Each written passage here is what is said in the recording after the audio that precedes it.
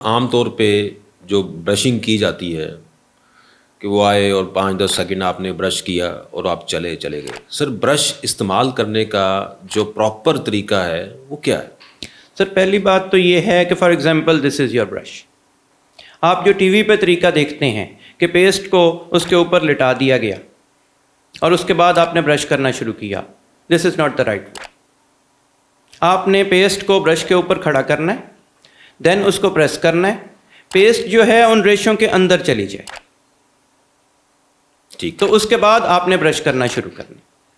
Brush کی اب میں اس پینسل سے ہی آپ کو ایگزامپل دے دیتا ہوں کہ ایک تو یہ موومنٹ ہے، یہ موومنٹ ہے، یہ موومنٹ ہے،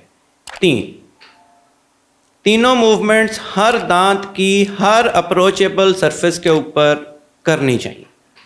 ایک سائڈ سے دانتوں کو صاف کرنا شروع کریں اور کرتے ہوئے دوسری سائڈ پہ جائیں، پھر اوپر کے دانت ہی اندر سے صاف کرتے ہوئے واپس اسی سائڈ پہ آئیں، پھر نیچے والے دانتوں کو صاف کرتے ہوئے ایک سائڈ سے دوسری سائڈ پہ جائیں، پھر اندر سے صاف کرتے ہوئے واپس پہلی والی سائڈ پہ آئیں، پھر دانتوں کو جوڑ کے انہیں اوپر نیچے صاف کریں، لیفٹ رائٹ صاف کریں اور سرکولر موومنٹ میں صاف کریں.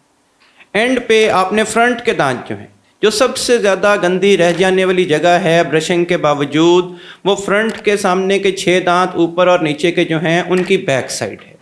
ان کو اسپیشلی اینڈ میں آپ نے اچھے طریقے سے دوبارہ صاف کرنا بہت ضروری ہے. یعنی کہ جو زبان والی سائڈ پہ زبان اور تالو والی سائڈ جو ہے دانتوں کی، اوپر والے اور نیچے والے، سامنے کے 6 دانت اوپر کے، 6 دانت نیچے کے، یہ اچھے طریقے سے برش نہ ہونے کی وجہ سے 70 to 80% لوگوں کے گندے ہوتے ہیں.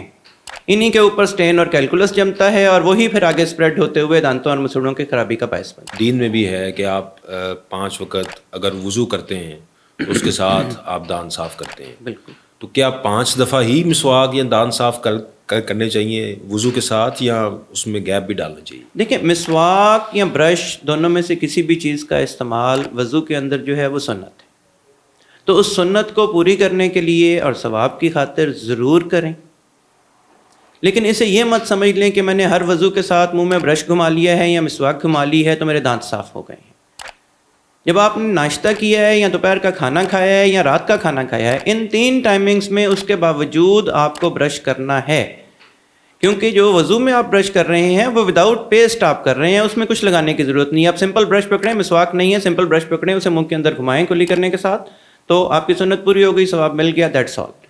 بٹ اسے دانت صاف کرنا کنسیڈر مت کریں. بہت سے لوگ جو ہیں وہ اس 5 وقت کی کلی اور مسواک گھمانے کو ہی دانت صاف کرنا تصور کرتے ہیں، اور پھر بڑی ایج میں جا کے وہ بہت سے دانتوں کے مسائل کے ساتھ ڈینٹسٹ کے پاس پریزنٹ ہو. برش کرتے ہوئے عام طور پہ ہمارے ہاں دیکھا گیا کہ کچھ لوگ بہت زیادہ زور سے برش کر رہے ہوتے ہیں، تو یہ کتنا زور لگانا چاہیے برشنگ کے دوران؟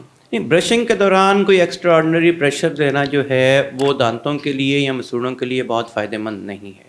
کئی دفعہ دانتوں کے اوپر کچھ جمع ہوتا ہے جو اتنا ہارڈ ہو چکا ہوتا ہے کہ مشین کے علاوہ نہیں اتر سکتا. اس کو اتارنے کے چکر میں ہم رگڑائی منجائی زور زور سے کرتے رہتے ہیں، جو کہ انفیئر ہے دانتوں کے لیے. دانتوں کو تو کچھ نہیں ہوتا، لیکن مسوڑا بیچارہ جو ہے وہ بہت نازک ہے، اس کو ہم رگڑتے جاتے ہیں، الٹیمیٹلی اس میں سوزش ہو جاتی ہے، وہ تکلیف کا باعث بنتا ہے. تو برشنگ ہمیشہ سافٹ اور جینٹل ہونی چاہیے. میں ہمیشہ کہا کرتا ہوں کہ ٹائم فریم انکریز کرو.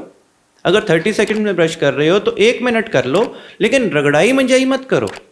سافٹ جینٹل طریقے سے دانت کی ہر سرفیس کو اچھے طریقے سے صاف کرنے کی کوشش کریں. تو کیا سر ایک ہی پیسٹ تھرو آؤٹ یوز کرنی چاہیے یا پیسٹ کو بھی جو ہے وہ شفل کرنا چاہیے ڈفرینٹ؟ ڈاکٹر، جیسے آپ کو پتہ ہے کہ پیسٹ ایک کیمیکل ہے، اور ایک ہی کیمیکل کو اگر آپ ریگولرلی یوز کرتے رہیں گے تو وہ اپنا ایفیکٹ لوز کرنا شروع کرتا ہے. اگر ایک ہی پیسٹ کو آپ ریگولرلی یوز کرتے رہیں گے تو اس کے کیمیکلز کا ایفیکٹ آپ کے دانتوں اور مسوڑوں کے اوپر آہستہ آہستہ کم ہونا شروع ہو جائے گا. تو آپ کی ایک پیسٹ ختم ہو جاتی ہے تو آپ دوسری کمپنی کی کوئی دوسری پیسٹ لے آئیں، پھر تیسری کمپنی کی تیسری پیسٹ لے آئیں، چوتھی کی لے آئیں، پھر پہلی پہ آ جائیں. اگر آپ اسی طرح چینج کرتے رہیں گے اپنی پیسٹ کو تو ساری پیسٹ جو ہیں وہ ساری زندگی کے لیے افیکٹو رہیں گی اور دانتوں کی صفائی میں جو ہے مددگار ثابت ہوں گی. سر